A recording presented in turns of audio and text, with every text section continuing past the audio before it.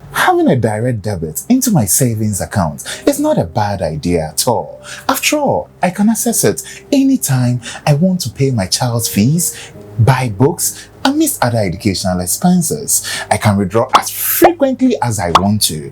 Why the need for an educational policy then? Today, we'll be delving deep into reasons we consider before you take that educational policy with your number one consultant and marketer, Jacob Jackson, or your insurance channel, Insurance Today. Let's delve deep. Audio Jungle.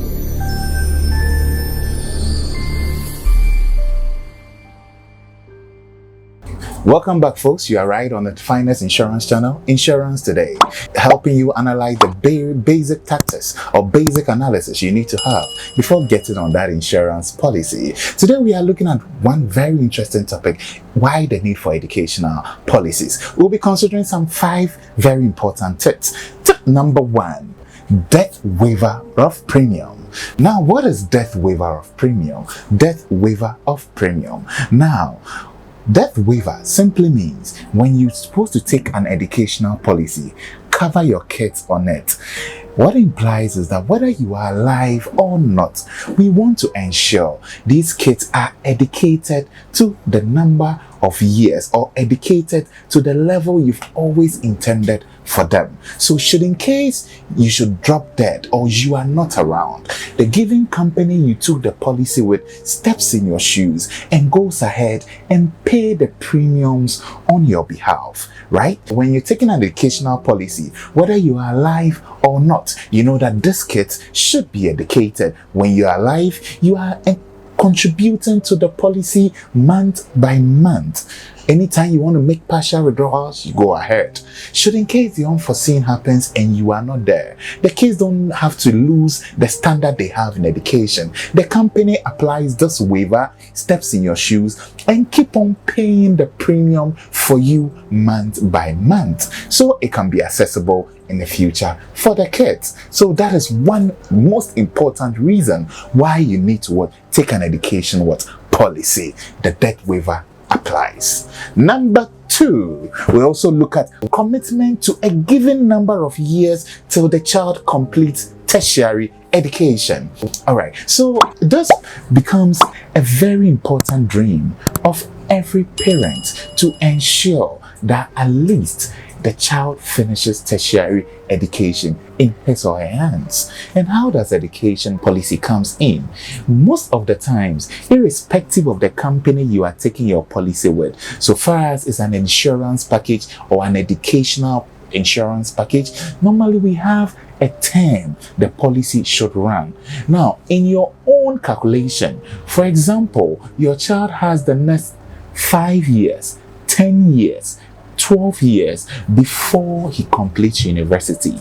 You can now glue this number of years to the length of years you are having this educational policy. What will be the advantages? You know that you have a committed policy you are paying monies to for this given number of years. Anytime that you are cash strapped with fees, you can come in and make a good withdrawal. This wouldn't be like a normal debit you've had on your account that this is just for a year, for some months. No, you are actually committed for this number of years because I know that I'm obliged to take care of my child's fees or educational expenses for this given number of years, and that is what the policy is going for. Now, the other side is the insurance aspect that should in case you are not around. Now the company is stepping in your shoes and getting to contribute on your behalf for this number of years. Right? We don't pray we get death. We don't pray death comes our way, but they are part of life. We cannot rule it out. And that is where your insurance steps in. So whether you are alive or not, so far as this my child is coming up for these next 10 years, I know that I have a good package I'm contributing for on his or her behalf. Should in case I'm not around, I know the waiver applies. Should in case I'm cash strapped with fees, I can fall on this and make a good withdrawal. Right? So that is the second reason. Now let's jump into the third reason. Restrict frequent withdrawals. Yeah. I know it's your package, right? Now when you're having your savings accounts or your direct debits. Life has its issues that it creeps in and day out, and sometimes we can never tell when such issues come in. You can be really tight to the level that some monies you don't want to touch, you are tempted to just let me get something little and use to sort these issues here and there.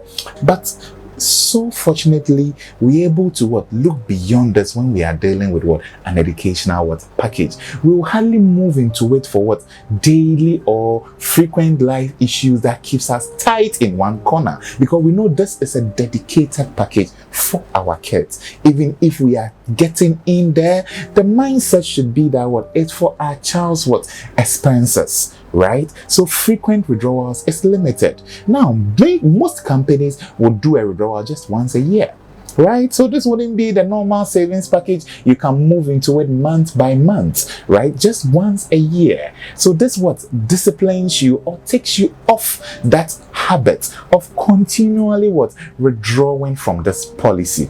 Right? Not a bad idea at all. So at least that discipline can be there. Let's move to the fourth reason.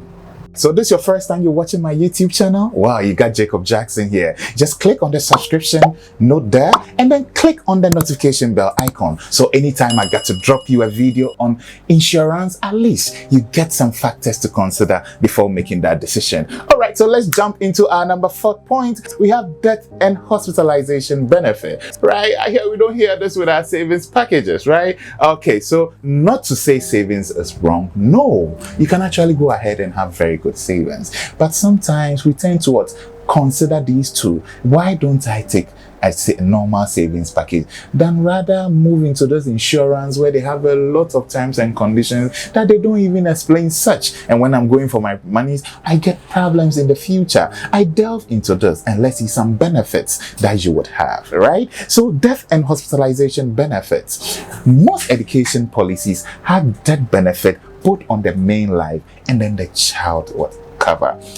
The fear of death don't really want to tune their minds to, but hey, this is part of life. You can't take it away. We pray we live and make sure all our kids go through school, but what if the unexpected should happen today? What are we paying to those beneficiaries so that life can go on every day? Your education policy has something to pay if you, the main life, and unforeseen should hit up there, which is not a bad idea at all. So you know that you having a policy, you also at least leave something should in case you pass off, right? Then we move to hospitalization. Normally, you may have some education policies where you have options on covering yourself being hospitalized. We don't pay. Hospital is not something we would love to go, but it's sort of a risk event. It may come up. So should in case you have been hospitalized, at least you having an education policy, you have something you can claim in there anytime you have been hospitalized. So the next time you are taking an education policy, kindly find out whether can I cover myself a little also under hospitalization. Your main package is the education, but at least these are sub benefits it brings. Then finally, the number 5th point, we look at the returns it also brings.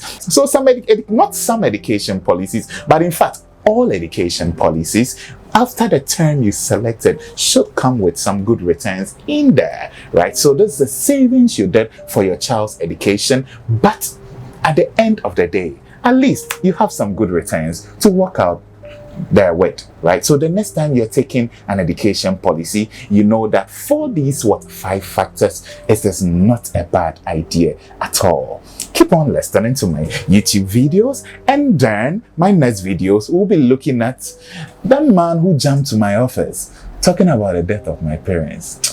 Is it really important? After all, nobody lies alive when he goes. Surely he will be buried. Why are you disturbing me with you on this funeral policy and death of my parents? Is it really worth it? Or I should wait till they turn 85 before I take it? Catch me on my next video. Let's throw more light on it. Catch you. See you there. Audio Jungle.